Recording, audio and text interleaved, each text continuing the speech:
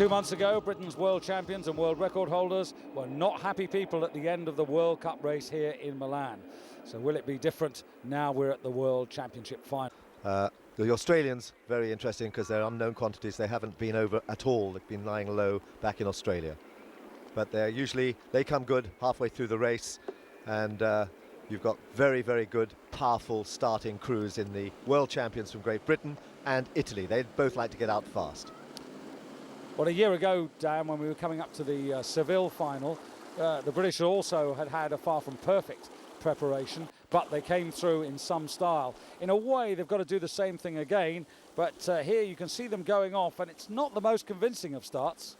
Well, it isn't, and Australia actually got out fast. They're usually sitting about 5th or 6th at this stage, but they look like they've gone out ahead of everybody. They've just really turned their tactics right around. They're at 45 strokes a minute, and they have taken the lead right off the start, and that is something that no one expected.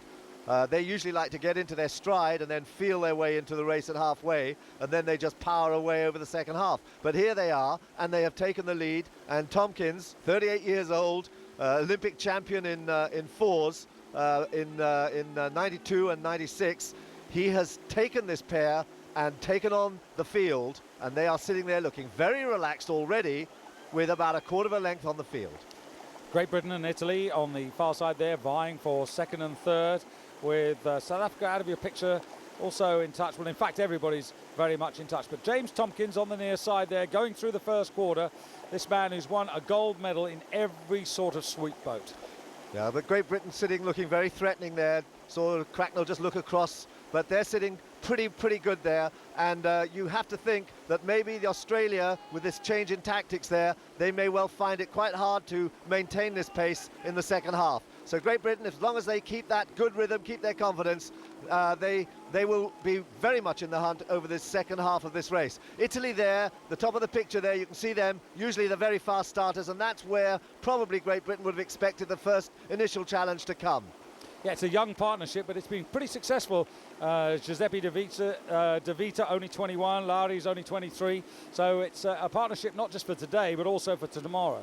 Yeah, you've got to look at the Great Britain pair, though. They've got such experience here in this event. They've been champions for the last 7 years now in fours and pairs, and Pinson goes back to 1991 since the last time that he was beaten. In fact, 91 he won. He hasn't been beaten since 1991. That's an extraordinary record. He stands on top of the all-time record, but my goodness, Australia are moving out now to a length. They have opened up quite a lead on the following field, and it's only Italy really in lane 2 who are picking up the chase. Indeed, these two boys from Victoria, coached by Chris O'Brien, have really got the bit between their teeth.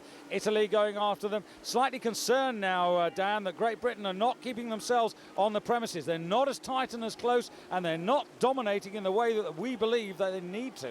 Well, they've actually slipped back now into 3rd place, 4th place even, and Canada there on the far side, they are still in the picture as well. South Africa back in 6th place, but remember how fast they came at the end of the race last year. But it's Australia out in front, with Italy putting them under pressure in this second 500. Drew Ginn, a man who's had more than his fair share of accidents. These two, of course, did win the world title in 1999 and were hoping to be the partnership for Australia in the Olympics, but Ginn couldn't make it. Tompkins teamed up with Matt Long for a bronze medal.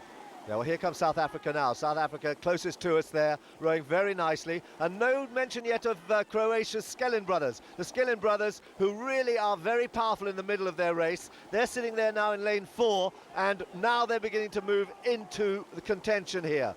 Very powerful pair. They came out of the Olympic 8 for Croatia, which won bronze medal in Sydney, and they've been very strong on the circuit in this pair, and they've stayed in the pair. They've moved now into 3rd place, just behind Italy. But a little bit like the Australians, Dan, the Croatians have kept themselves to themselves. So that's what makes this so fascinating, because there's quite a lot we didn't know that we were waiting to see. Now, the Australians have certainly set out their case here. The Croatians are going to have to come from behind. The South Africans are going to come with a rush. We know that. The British surely have got to make a move, and soon. Well, Australia at 36 strokes a minute. This is higher than usual, but they are absolutely aggressive here. Humiliated really last year when they were so dominant and so clear. They have come here for revenge, and my goodness, look, that's a length now at halfway. And the British are at the moment out of the medal positions. They are only in 4th place, just 3 seconds separating, well, less than 4 seconds separating the whole field. And to be honest, Dan, only Canada, I would say, are out of the medal race at the moment. They're just slipping back. But here comes the bow of the Croatian pair, Sinisa Skelin and Nixa Skelin, and they are now really putting it in. They're past the Italians. They are ahead, I think, of the British, and they are now chasing hard on the Australians. There's the British bow there, the yellow boat in lane 3, but the important thing is here is that they are the strongest, most powerful pair in this event. Whether they use that power effectively, that is the question, because they have a tendency sometimes under pressure to shorten up, and they certainly look like they're under pressure now. You saw Matthew Pinson there look across. He's looking a bit anxious. They're up at 40 strokes a minute now, and this is still in the middle of the race, but they are pushing back now. They are pushing back, and they are moving, but they are getting shorter. They're missing strokes. They are not rowing quite as well, but they are doing what they usually do in the last 300 meters of a race. They're having to do it here at 1,200 meters.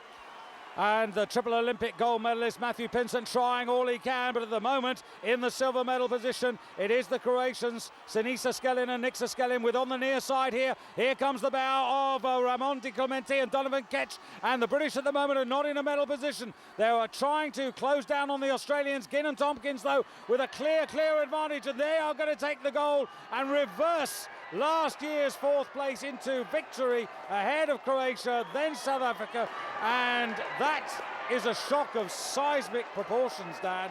Great Britain, the world champions, only 4th. Great Britain forced into 4th place. Pillar to post for Australia's Drew Ginn and James Tompkins, receiving their medals from Tricia Smith, a member of the FISA Executive Committee. Well, for them, a complete reversal of their usual tactics, and how successful that was.